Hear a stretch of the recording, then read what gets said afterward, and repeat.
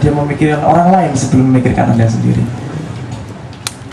Itu pentingnya bahasa pada sehari-hari. Karena deviasi yang sangat kecil pada anak kecil akan menjadi melenceng yang sangat besar ketika masih besar, ketika sudah besar. Ada lagi. Ini sampai sekarang ketika saya tanyakan, ternyata masih.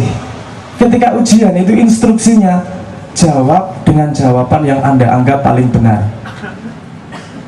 Itu menurut saya bodoh banget itu pertanyaan, instruksinya. Gimana Anda bisa menyalahkan sebuah anggapan? Orang instruksinya jawab dengan jawaban yang Anda anggap paling benar. Ya anggapanku ini bener ngopo tak salah no?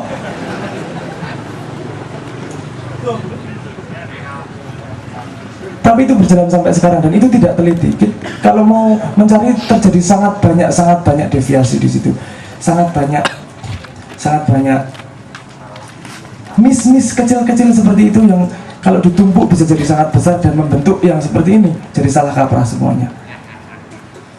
Pemikiran selanjutnya adalah, terus gimana cara ngatasinya kita kalau udah besar, kalau kecilnya udah kadung seperti itu? Paling nggak minimal anak saya nanti jangan sampai lah. Sebisa mungkin saya minimalisir deviasi-deviasinya. Tapi saya gimana nih?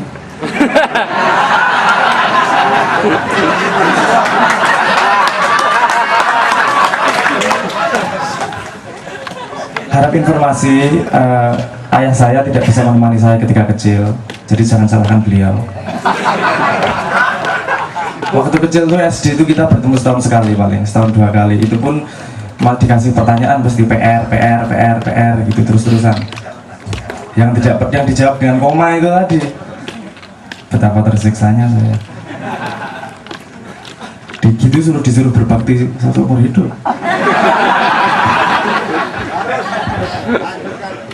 Oke. Pertanyaan selanjutnya adalah gimana kita bisa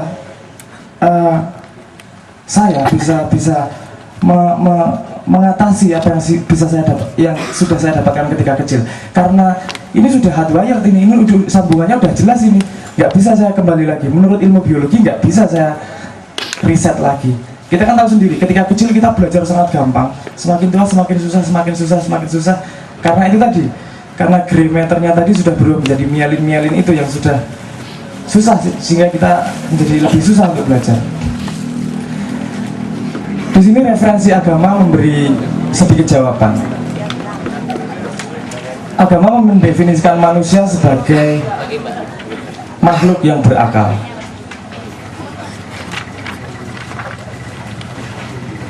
Ketika saya renungkan, ternyata naluri, ternyata hati nurani itu semua bisa diselesaikan oleh akal, bisa dibenarkan oleh akal, bisa disalahkan oleh akal, tergantung argumentasinya akal.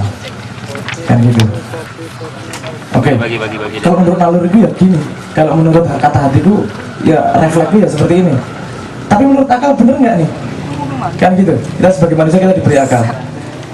Nah sekarang akal yang berargumentasi untuk menentukan sikap kita. Masalahnya sekarang, ini ketemu masalah lagi ternyata. Ketika kita berargumentasi dengan akal, nggak selesai juga. Sekarang gini, Anda mencuri, benar atau salah? Salah. Akal bilang, oh belum tentu. Yang dicuri juga nggak kerasa kok kalau dicuri.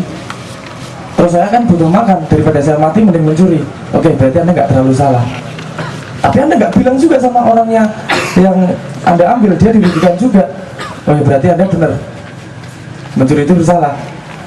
Oh nggak bisa gitu juga. Itu nggak akan selesai. Orang Cak Non aja bisa menjadi pengacaranya setan nanti di depan Tuhan. Karena kemampuannya dia berargumentasi mana yang benar mana yang salah, dibolak-balik sampai 300 semua yang benar yang salah sih dan endi wae. Itu tergantung Anda mau di mana, benar atau salah. Terus ini titik berhentinya di mana ini? Kok benar atau salahnya ini? Kita tidak punya kontrol terhadap naluri, terhadap hati nurani ketika kita kecil. Ketika besar kita tidak punya titik di mana kita bisa menghentikan argumentasi akal. Aku mikir gang maling gue bisa tolong dino argumentasi ini bisa tolong halaman itu. Orang rampung-rampung bisa bener bisa salah. Terus ini harus ada titik berhentinya nih di mana ini? Terus kemudian malam ini jawaban itu ketemu. Ingat tadi 2 pertanyaan tadi. Kenapa kitab harus bertingkat-tingkat 4? Kenapa ada agama? Dan dari penjelasan tadi yang saya jelaskan tadi, titiknya adalah di mana berhentinya akal berargumentasi.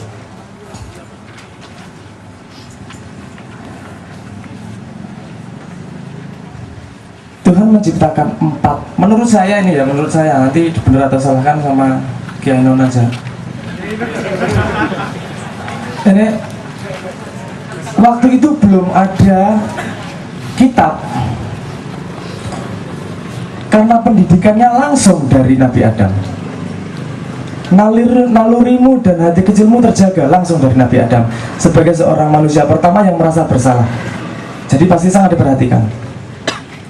Tidak perlu agama, tidak perlu kitab dulu. Kamu belum bisa berargumentasi, mau berargumentasi sama siapa? Kamu belum punya begitu banyak wacana di dunia. Mau otakmu tektok gimana? Belum bisa. Jadi belum dibutuhkan itu yang namanya kitab. Ketika orang sudah mulai berani ngeyel, wes mulai menemukan wacana ini, wacana itu, bisa beralasan ini, beralasan itu, diturunkan kitab yang pertama. Itu Ten Commandments simple banget loh, cuma 10 loh. Itu karena orangnya belum bisa ngeyel-ngeyel. Ngeyelnya masih tingkat SD lah. Jadi simple. Itu aja. Titik berhentimu ngeyel di sini nih, dilihat nih. Semakin tua peradaban, orang semakin pinter ngeyel. Jadi semakin dibutuhkan itu titik di mana perhentian ngeyel itu. Dan perhentian ngeyel itu agama. Dan perhentian ngeyel itu adalah kitab suci. Kenapa ada 4 kitab suci? Karena tingkat ngeyelnya yang berbeda manusia, semakin ngeyel, sehingga semakin dibutuhkan kitab suci yang semakin besar. Kenapa dibutuhkan agama? Kalau nggak ada agama, kamu nggak akan berhenti ngeyel. Itu saja kesimpulannya. Sangat marah sama dia, tapi setelah mendengarkan ini saya turunkan marahnya menjadi 90%. Jadi masih marah 90%. Saya kira sangat bagus dan saya sendiri mendapatkan satu pola argumentasi, analisis dan framing yang sangat bagus dari Sabrang mengenai apa namanya tahap-tahap peradaban, kenapa ada kitab suci, kenapa harus ada agama. Karena argumentasi yang saya temukan, yang saya simulasikan agak berbeda sama dia dan saya kira ini merupakan tambahan wacana. Saya ingin memuncaki ini, Mas Dik dulu. Bentar, Cak. Saya ini kesaksian kamu. Sangat aman sama beliau ini. Sekarang sampai kapanpun saya merasa sangat aman sama beliau karena Allah itu menjodohkan segala sesuatu. Dalam fisika, dalam biologi saya kira ada persenyawaan yang tidak bisa diremehkan dan tidak bisa dirubah. Jadi kalau orang dipertemukan itu kepercayaan Kiai Kanjeng selama ini adalah dia tidak punya pekerjaan, dia tidak punya karier, dia tidak mengiklankan diri, tidak mencari apa-apa, tapi pokoknya ngikut Tuhan, dipertemukan sama siapa, diperjalankan kemana.